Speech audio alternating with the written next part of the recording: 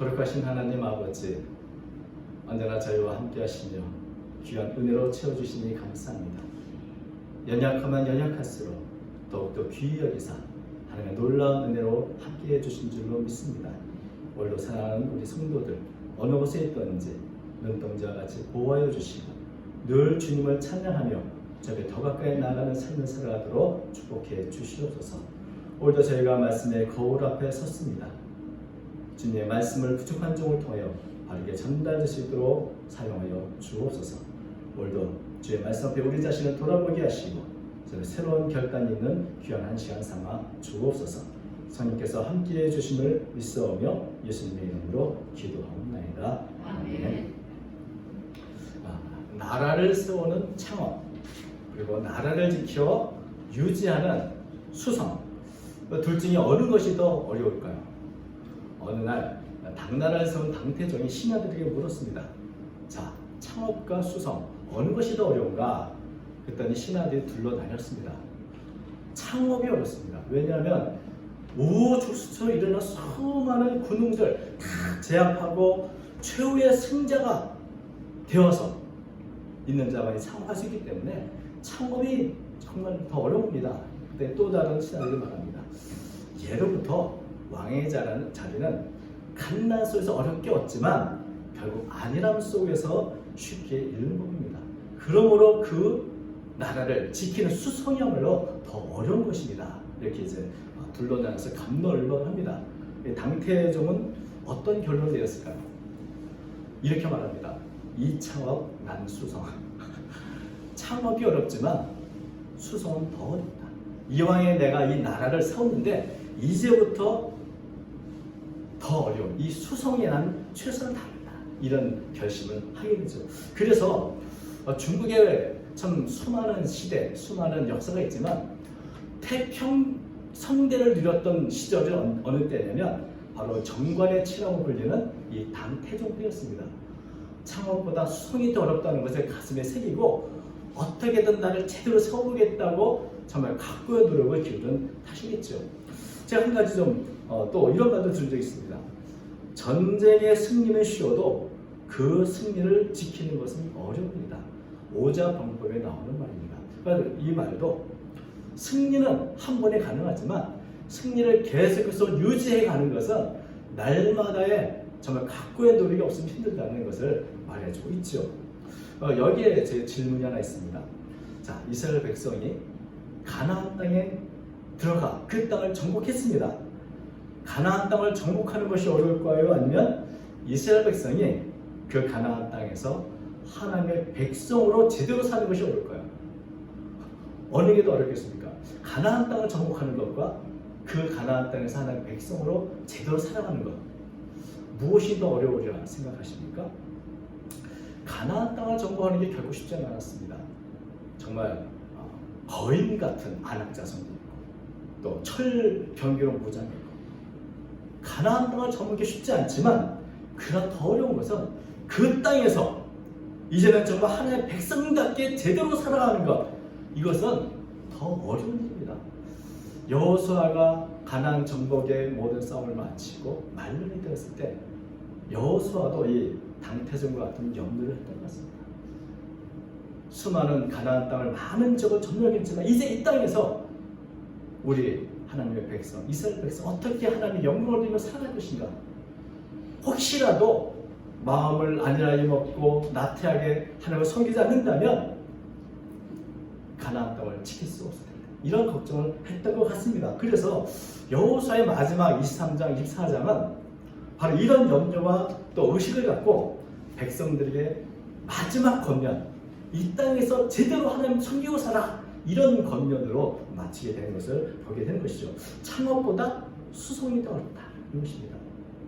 이제는 하나님의 은혜로 이 가나안 땅을 얻었는데 이 땅에서 정말 하나님이 주신 책임, 의무 다 감당해야 할 그런 일들이 이제 남아있음을 알고 이제 여호수아가 백성들을 세겜 땅에 모아서 새로운 결단을 한 섬길 것을 권면하는 장면이 오늘 본문의 내용입니다.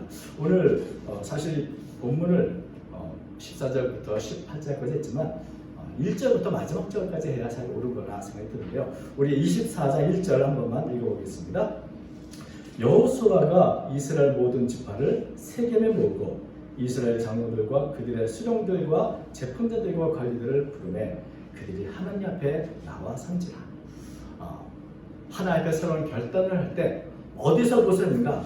세겜으로 불러 모았습니다. 이 세겜이 어떤 곳이냐면 굉장히 특별한 의미가 있는 땅입니다. 왜냐하면 창세기 12장 6절과 7절에 보면 하나님께서 아브라함을 부르셨을 때 그 하나님 자신이 있었던 본토 친척 아비집을 떠나서 처음 가나안 땅에 들어와서 하나님 처음으로 제단을 쌓고 예배한 땅이 이 세겜입니다. 그때 하나님께서는 내가 이 땅을 너한테 자손에게 주인다고 약속을 하셨던 것이죠. 그리고 수백 년이 흘러서 마침내 이 세겜 땅에 이스라엘 백성들이 정착하게 됐습니다. 그 세겜 땅에 오는 순간 하나님의 약속이 성취됐다. 그것을 우리가 어디서 명확하게 알 수 있냐면 24장 32절을 보면 애굽에서부터 가져온 이 요셉의 뼈를 세겜 땅에 묻습니다. 자, 하나님께서 이 땅을 주시겠다는 그 약속대로 우리가 와서 이제 요셉의 뼈를 이것에 영원히 안장합니다. 이런 의미죠. 그러니까 이 가나안 땅 전체가 하나님의 약속들이 성취되어서 이제는 이 땅이 우리 땅이다라는 그런 아주 상징적인 모습을 우리가 볼 수 있게 되는 것입니다. 이 이스라엘 백성들이 가나안 땅에서 이제 정착을 하는 근거는 이렇게 하나님이 아브라함 때부터 주셨던 그 약속에 근거한 것이죠. 그때부터 주시겠다 하셨고 야곱은 그 땅을 돈을 주고 샀고 그리고 이제 드디어 수백 년이 흘러서 이제 세겜 땅에 정착을 하게 됐습니다. 지금 가나안 땅에 와서 이스라엘 백성이 했던 것은 계속해서 싸움이었습니다. 전쟁을 치르고 또 전쟁을 치러서 가나안을 정복한 일이었습니다. 그 과정이 결코 쉽지는 않았습니다. 근데 이제는 더 이상 전쟁이 있어서는 안 되죠. 이제는 이 땅에서 평화롭게 하나님의 백성답게 살아야 할 책임감과 있게 되는 것입니다. 하나님이 드디어 이 땅을 우리에게 주셨다면 이제는 이 땅을 우리가 어떻게 지키고 이 땅에서 어떤 모습으로 살 것인가, 이것을 여호수아가 이스라엘 백성들에게 권면하고 또 이렇게 명령을 하는 것입니다. 여호수아는 이 세겜 땅에 우리가 살게 된 과정을 2절부터 13절까지 좀 길지만 이 긴 역사를 네 부분에 나누어서 말을 하고 있습니다. 우리가 이제 좀 길지만 간략하게 말씀드렸죠. 2절부터 13절 처음 역사의 처음 시작의 배경은 하나님에서부터 시작됩니다. 본래 아브라함의 조상은 하나님을 섬기는 사람들이 아니었죠. 하나님을 알지 못하는, 그래서 하나님과 상관없이 우상을 섬기고 살아가던 사람들이었습니다. 그런데 하나님께서 아브라함을 선택하셨고 그를 그 땅에서부터 불러내셨습니다. 구출해 내셨습니다. 이방의 땅, 우상을 섬기는 땅, 그 땅에서부터 구원하여 이끌어내신 것이죠. 그 두 번째는 어떤 것입니까? 이 두 번째 배경은 애굽입니다. 그런데 이스라엘 백성들이 우리가 하는 것처럼 기근을 피해서 이집트, 애굽에 가서 정착을 해서 400년 가까이, 400년 넘게 애굽에서 종살이하며 살았습니다. 하나님께서는 그 애굽 땅에서 하나님의 백성, 이스라엘 백성을 구별해 내셨고 다시 그들을 놀라운 능력으로 구원하셔서 애굽에서부터 건져내 주셨습니다. 인도해 내셨습니다. 그것이 이제 두 번째 부분이고, 세 번째는 그거 이제 광야. 이스라엘 백성들의 불순종으로 40년 동안을 광야에서 지내게 되는데 이 광야 생활이 얼마나 위험하고 위태로운 그런 땅입니까? 주변에 잡족들이 공격해오는, 그리고 수많은 맹수와 또 전갈이 있는 그런 땅에서 하나님은 40년 동안 특별한 사랑으로 이스라엘 백성들을 보호하셨고 인도해 줬다. 그리고 마지막으로 네 번째, 드디어 가나안 땅. 이 땅에 하나님이 우리 인도하셨고 우리를 대신해서 직접 싸워주셨고, 그래서 이제 이 땅에 성읍과 수산물을 우리에게 주셨다. 이것을 2절부터 10절까지 이렇게 이야기를 하고 있습니다. 이 이야기의 주체가 누군가? 우리가 쭉 보니까 여호수아는 이렇게 말합니다. 여호수아가 모든 백성 이르되 이스라엘 하나님 여호와께서 이같이 말씀하시기를 하고, 그때부터는 하나님의 주체가 내가 너희를 선택했고 내가 너희를 이끌어냈고 내가 너희를 보냈고 내가 너에게 주었다. 이 나라고 하는, 하나님을 의미하는 나라는 단어가 18번이나 나옵니다. 이 모든 과정 결국 누가 있는가? 내가, 하나님이 하셨다. 내가 보냈고 내가 선택했고 내가 이끌어서 너희가 이곳에 온 곳이라는 사실을 분명히 말해주는 것이죠. 그러니까 이스라엘이 지금 이곳 가나안 땅에 정착할 때 처음부터 마지막까지 만약에 하나님이라는 단어가 없다면 절대 한 걸음도 더 내딜 수 없었던 것입니다. 하나님 없으면, 하나님은 단어가 없으면 이스라엘 역사는 아무것도 설명할 수 없는, 아무 의미가 없는 그런 것이 되고 마는 것이죠. 이 모든 것을 처음부터 마지막까지 하나님이 하셨다. 이것을 여호수아가 백성들에게 말해준 것입니다. 처음부터 끝까지 모든 과정이 다 하나님의 능력이었고 하나님의 은혜였고 하나님께 행하신 기적이었다. 자, 그러므로 이제 우리는 이제부터 어떻게 살아야 할 것인가? 여호수아가 길게 이 과거의 역사를 말하는 이유는 뭡니까? 우리가 어떻게 해서 이 자리에 오게 됐는지 그걸 알아야 우리가 이제는 어디로 가야 할지 그것을 결정할 수 있기 때문인 것입니다. 하나님께서 지금까지 끊임없는 은혜로 여기까지 인도하셨다면, 그렇게 우리를 선택하셨다면 이제부터는 우리가 하나님을 선택할 때가 아닌가. 이제부터는 우리가 하나님의 그 은혜에 보답하며 그 은혜대로 살아야 할 것이 아닌가.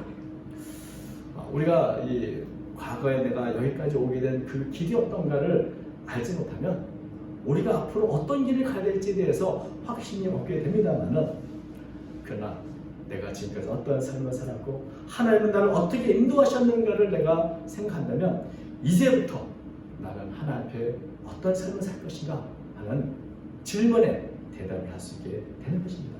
사람은 누구나 다 연약하고 죄성이 가득하기 때문에 자기도 모르게 잘못된 길을 가기가 쉽습니다. 그냥 가만히 내버려 두면 누구나 다 편한 길, 쉬운 길을 택해서 가게 됩니다. 그렇기 때문에 나된 것이 하나님의 은혜고 내가 여기까지 온 것이 하나님의 놀라운 기적인 것을 내가 가슴에 새겨야 내가 이렇게 살면 안 된다. 이런 새로운 각오, 새로운 결단을 할 수 있게 되는 것입니다. 그래서 처음 그 자리, 하나님께서 아브라함을 부르셨고 약속하신 그 약속을 기억하며 이들이 모두 새기는 거여서 이제 우리가 하나님 앞에 어떻게 살 것인가를 결정하자. 그렇게 여호수아가 말해주고 있는 것입니다. 그러므로 오늘 이제 14절 그렇게 말하죠. 그러므로 이제는 여호와를 경외하며 온전함과 진실함으로 그를 섬기라. 너희 조상들이 간접적과 애굽을 섬기던 신들을 쳐버리고 여호와만 섬기라. 하나님을 섬기되 온전함과 진실함으로 섬기라. 이 온전함이라는 단어는 완전하다, 순수하다, 흠이 없다를 의미하는 단어입니다. 그 진실하다는 말은 성실하게, 확고하게, 견고하게 라는 의미인데, 다시 말하면 하나님을 경외하며 섬기되 어떻게 섬기려고요? 다른 생각 없이 순수한 마음으로, 그리고 어떤 유혹이나 어떤 어려움이라도 흔들리지 않는 견고한 마음으로 하나님을 섬기라는 그런 명령이십니다. 가나안에 살다 보면 수많은 유혹들이 찾아오고 또 수많은 어려움이 있을 것입니다. 그러나 순수한 마음, 오직 하나님 믿고 흔들리지 말고 변함없이 섬겨야 된다는 것을 여호수아가 말해주고 있는 것이죠. 신앙에 어중간의 중간 지대는 없습니다. 적당한 회색 지대를 우리는 참 선호하지만 하나님 앞에 믿든지 안 믿든지 이제 믿는 것 같은데 안 믿거나 안 믿는 것 같은데 믿거나 이런 것들은 하나님께서 기뻐하지 않으시는 거죠. 뜨겁든지 차든지 하라. 미지근한 것은 내가 토하여 내치리라. 이 요한계시록에 있는 것처럼 섬기려면 섬기고 말려면 말지 섬기는 것처럼 안 섬기는 그런 것을 원하지 않는 것이죠. 적당히 우리는 양다리 걸치면서 뭐가 잘 되는지 모르니까 뭐 부처님도 섬겨보고 뭐 예수님도 섬겨보고 이러다가 적당한 곳에 더 좋은 곳에 가야지라고 하는 그런 것은 있을 수 없던 것입니다.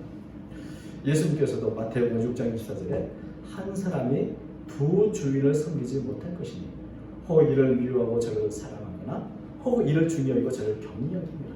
그러니까 누군가는 내가 선택하면 다른 것은 내가 버려야 되는 겁니다. 빛과 어둠을 동시에 우리는 가질 수 없습니다. 빛 가운데 있다는 것은 어둠을 멀리한다는 것이고 내가 어둠에 있다는 것은 빛과 같이 있지 않는다는 그런 의미인 것입니다. 그런 면에서 우상과 하나님을 더불어 섬길 수 없다. 하나님께서 지금까지 수많은 민족 가운데 아브라함을 택하시고 이스라엘 백성을 선택하셨다면 이제는 이스라엘 백성이 오직 하나님을 섬기겠다고 선택해야겠다고 여호수아는 말해주고 있는 것입니다. 확고한 결단으로 이제부터는 온전함과 진심으로 하나님만 섬겨라.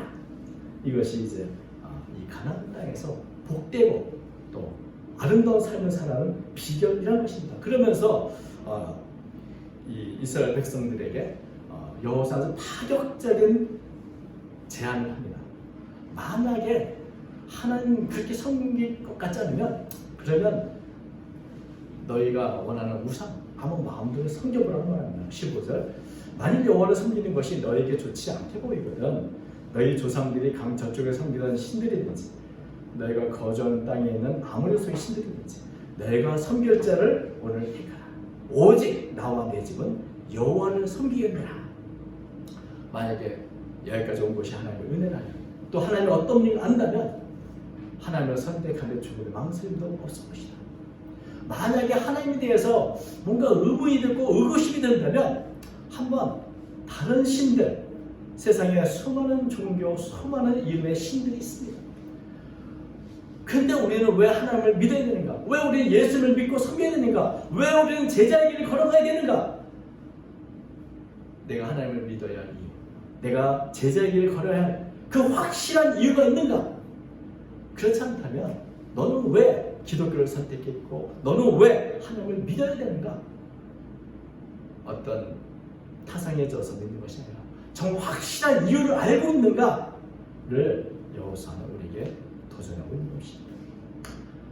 왜냐하면 하나님 믿고 섬기는 게 누구의 강요 때문에 누구의 눈치 때문에 믿는 것이 아니라 정말 하나님의 은혜야말로 오늘 나로 하여금 나답게 하는 것이다.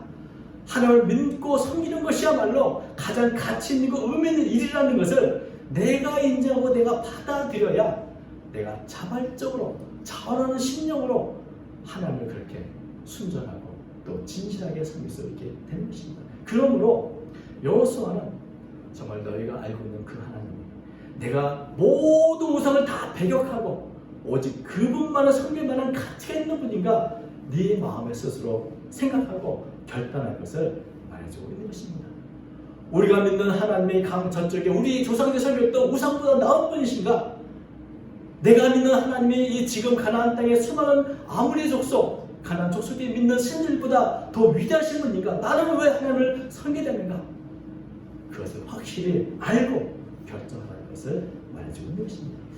여호수아는 말합니다. 나와 내 집은 여호와를 섬깁니다. 사실 이때 여호수아의 나이가 110세 가까이 됐습니다. 굉장히 나이가 많았죠. 남은 생애도 얼마 남지 않았습니다. 여호수아의 말은 이렇게 말한 것이라 생각이 듭니다. 지금까지는 내가 하나님을 알고 믿고 섬겨왔지만 이제 얼마 남지 않은 그 기간조차도 나는 끝까지 오직 여호와만을 섬길 것이다. 그 기간이 얼마가 되든 나의 남은 생애를 온전히 하나님께 바칠 것이다. 너희들은 어떻게 합니까? 이렇게 말하는 것입니다. 여기에 대해서 이제 이스라엘 백성들이 대답을 합니다. 좀 길지만 이게 결론적으로 18절 보니까 그러므로 우리도 여호와를 섬기니 그는 우리 하나님이십니다. 그러니까 이스라엘 백성도 우리도 하나님 섬깁니다. 우리도 하나님만 섬기겠습니다라고 이게 이제 결단을 하죠. 근데 이런 이스라엘 백성들의 이 대답에 대해서 여호수아가 그렇지 잘했다 이렇게 칭찬하는 것이 아니라 거꾸로 아니야 너희들은 하나님 섬길 수 없어라고 거꾸로 이렇게 그들의 대답을 받아주지 않습니다. 19절 우리가 본문에 보면 이렇게 되어 있습니다. 여호수아가 백성에게 이르되 너희가 여호와를 능히 섬기지 못할 것은 그는 거룩하신 하나님이시요 질투하는 하나님이시니 너희 잘못과 죄들을 사하지 아니하실 것입니다. 지금 이스라엘 백성들 하나님 섬기겠다고 하는데 여호수아는 너희들은 하나님을 잘 섬기지 못할 거야. 왜? 너희들이 지금 말로만 지금 섬긴다 하는 것은 부족해. 정말 너희의 진심, 하나님을 섬긴다는 게 어떤 건지 제대로 알고나 얘기하는 거야 라고 지금 말하는 것이죠. 하나님을 섬긴다는 것은 우리가 믿는 하나님 어떤 분이신가? 그분은 거룩합니다. 그분은 질투하는 하나님이다. 이 말은 뭡니까? 이 거룩하다는 말은 구별됐다는 말입니다. 하나님은 죄와 구별된 분이고 하나님은 세상과 구별된 분입니다. 그 구별된 거룩한 하나님은 내가 거룩하니 너도 거룩하다. 우리도 거룩한 것을 요구하신 하나님입니다. 그런 하나님을 내가 바로 섬길 수 있겠습니다. 또 하나님은 어떤 분이에요? 하나님은 질투하는 하나님입니다. 내가 눈을 조금이라도 다른 곳에 두면 그것에 대해서 못 견디하고 질투하는 하나님인데 그렇게 질투하는 하나님을 너는 제대로 섬길 수 있겠습니까? 여러분, 이 질투는 사랑이 없으면 일어나지 않는 감정입니다. 아주 질투가 좀 나쁜 의미로 많이 느껴지지만 어떤 대상에 특별한 결정을 하는 것이죠. 너무나 관심과 사랑이 많기 때문에 그 사람이 조금이라도 다른 곳에 눈을 돌리는 것을 못 보는 겁니다. 오직 나만 바라봐 뭐 이런 거죠. 그러면서 하나님은 자기 백성을 아주 특별하게 깊이 관심을 갖고 있는 그런 질투가 많으신 하나님이신데 질투의 하나님이신데 과연 너희는 다른 곳에 눈을 돌리지 않고 오직 하나님만을 바라보며 섬길 수 있겠는가? 그게 얼마나 어려운 일인데 하나님을 섬기겠다고 지금 나온 백성들을 향해서 여호수아는 그게 얼마나 어려운 일인 게 알고 있는가? 그것이 얼마나 우리의 희생을 요구하고 오직 하나님만 바라보며 하나님 앞에 거룩하게 살아가야 할 그 길인데 과연 그런 것을 너희가 능히 할 수 있겠는가? 이렇게 말하고 있습니다. 만약에 내가 섬기겠다 나와서 그 약속을 어기고 거룩하지 않은 삶을 살거나 혹은 눈을 돌려 다른 우상에 찾아본다면 하나님은 엄청난 대가를 우리에게 요구하실 텐데 너는 그것을 감당할 수 있겠습니까? 하나님을 섬긴다고 말하는 것은 쉬운 일이지만 제대로 그 하나님을 섬기며 살아간다는 것이 결코 쉽지 않습니다. 그것은 우리가 마음을 다하고 성품을 다하고 뜻을 다 해서 섬겨야 하는 그런 일입니다. 내 안에 있는 우상을 다 내치고 오직 하나님만 섬기는 것입니다. 과연 이런 일을 할 수 있겠는가? 이스라엘 백성들은 이러한 여호수아의 도전에 대해서 21절 보니까 이렇게 나옵니다. 백성이 여호수아에 말하되 아닙니다. 우리가 여호와를 섬기겠다. 우리가 여호와를 섬기겠다. 이게 이스라엘 백성들이 우리가 여호와를 섬기겠다는 그런 표현을 4번이나 합니다. 18절, 21절, 22절, 24절. 우리가 여호와를 섬기겠다. 꼭 섬기겠다. 반드시 하나님만 섬기겠습니다. 이렇게 4번이나 반복한 보면은 여호수아가 이스라엘 백성을 향해서 정말 하나님 섬기는 게 어떤 것인지 알고 있는가? 그래도 섬기겠는가? 그래도 섬기겠는가? 그래도 정말 섬겨야 되겠는가? 그것을 반복해서 생각하도록 하는 것이죠. 우리가 내가 하나님 섬기죠. 이렇게 그런 것이 아니라 정말 내 마음을 다하고 성품을 다하고 뜻을 다해서 내 생명보다 더 깊이 하나님을 사랑하며 섬긴다. 이런 결단을 지금 여호수아는 요구하고 있는 것입니다. 우리가 때때로 선교사님들 가운데도 그렇고 목사님 가운데도 자기의 뜻과 어긋나게 목사의 길을 걸어가는 것도 있습니다. 그때 수련회 때 욱하는 감정으로 일어섰다가 헌신해서 선교사 되신 분도 있고 목사 된 분도 있는데 그것은 쉬운 일입니다. 그러나 정말 목사가 되는 것이 쉬울까요? 목사로 사는 것이 쉬울까요? 말이 좀 잘못됐나요? 목사로 사는 것이 어려울까요? 목사가 되는 것이 어려울까요? 목사로 사는 것이 어려울까요? 목사가 되는 건 쉬운 일입니다. 목사로 사는 것은 어려운 일입니다. 선교사가 되는 건 쉬운 일입니다. 선교사로 사는 것은 어려운 일입니다. 한때의 감정이라 내가 순간순간 내가 목사지, 내가 성도지, 내가 선교사지, 이런 각오를 갖고 순간순간 다짐하고 결단하고 또 결단해야 그나마 조금 목사답게, 그나마 조금 성도답게 살 수 있게 되는 것이죠. 한 번의 결단이 아니라 매일같이 새롭게 결단해야 우리는 하나님을 제대로 섬길 수 있게 되는 것입니다. 하나님의 백성이 하나님의 백성답게 살기 위해서 내가 그때 하나님 앞에 손들고 헌신했잖아요 되는 것이 아니라 날마다 나는 죽노라는 바울의 고백처럼 날마다 나를 죽이는 그런 과정들, 날마다 하나님만을 섬기겠다고 하는 결단들을 날마다 새롭게 해야 그나마 그것을 감당할 수 있게 되는 것입니다. 창업보다 수성이 그래서 어려운 것입니다. 성도가 되는 것은 은혜로 되지만 성도로 살아가는데 우리는 날마다 우리의 대가를 치르며 살아가야 되는 것입니다. 하나님은 지금까지 우리를 은혜를 주셨다.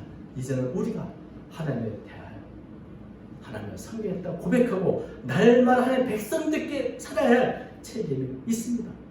은혜로 가나안 땅을 정복한 이스라엘 백성들은 이 가나안 땅에서 이제부터는 하나님께 영광 돌리는 거룩하고 질투 많은 하나님을 정말 제대로 섬기며 살아가야 할 그런 책임이 있는 것입니다. 그런데 가나안 땅이 그렇게 쉬운 땅입니까? 가나안의 문화와 우상의 유혹은 얼마나 강력합니까? 그 가운데 물들지 않고 하나님의 백성으로 구별되어 살아간다는 것, 그것은 네 번이 아니라 날마다 수없이 다짐하고 강하고 독하게 마음 먹어야 겨우 이 세상과 구별된 하나님의 백성으로 살아갈 수 있게 되는 것입니다. 오늘 우리가 설날을 앞두고 있는데 설날에는 늘 새로운 다짐을 합니다. 설날이어서 다짐을 하는 것이 아니라 우리가 새로운 마음을 갖는 그때 우리의 설날이 시작되는 것입니다. 우리의 새로운 날이 시작되는 것입니다. 새로운 해는 새로운 결단과 결심이 있어야 새로워지는 것이지 예전에 가졌던 그 마음 그대로 해가 아무리 바뀌어도 우리는 새로워지지 않습니다. 우리의 마음이 새롭고 우리의 마음에 새로운 결단과 결심이 있고 그래야 새해가 새해로서 우리에게 다가오게 되는 것입니다. 이것은 어떤 면에서 우리의 결단과 결심도 아니라 그러므로 하나님의 날마다 나아가서 붙잡고 기도하는 우리는 연약하오니 붙잡아 달라고 하는 그런 간구 속에서 이루어져야 될 일인 것이죠. 사랑하는 성도 여러분, 2022년 우리가 설날을 맞이하면서 다시 한번 책임에 서는 마음으로 나의 과거를 돌아보고 여기까지 인도하시는 하나님 그 은혜를 기억하면서 오직 나와 내 집은 주님을 섬길 것이다. 내가 살아가는 그 모든 날들 이제는 오직 하나님만을 섬길 것이다 라고 결단을 하는 그런 저와 여러분 되시기 바랍니다. 그래서 올 한 해 또 우리의 생에 마치는 그 순간까지 함께 영광 돌리는 성도의 이름에 걸맞고 정말 성도에 합당한 그런 삶을 살아가는 정말 여러분 되시기를 주님의 이름으로 축원합니다. 기도하겠습니다. 거룩하신 하나님 아버지, 우리를 부르시고 귀한 은혜로 인도해 주시니 감사합니다. 여기까지 인도하신 하나님, 우리의 남은 생에 오직 하나님만을 섬기며 하나님께 영광 돌리는 저희가 되도록 이끌어 주시옵소서. 하나님의 뜻을 분별하게 도와주시고 성령 충만하여 늘 하나님의 뜻에 인도를 받으며 다른 사람의 축복의 통로가 되고 은혜와 덕을 끼치는 그런 삶을 살아가도록 이끌어 주시옵소서. 우리의 결심과 결단은 연약하오니 주여 성령께서 붙들어 주시옵소서. 오늘도 새로운 마음으로 한 해를 맞이합니다. 흔들리지 않는 마음으로 주님을 섬기는 저와 모든 성도가 되도록 축복해 주옵소서. 함께 하실 줄 믿사오며 예수님의 이름으로 간절히 기도하옵나이다. 아멘.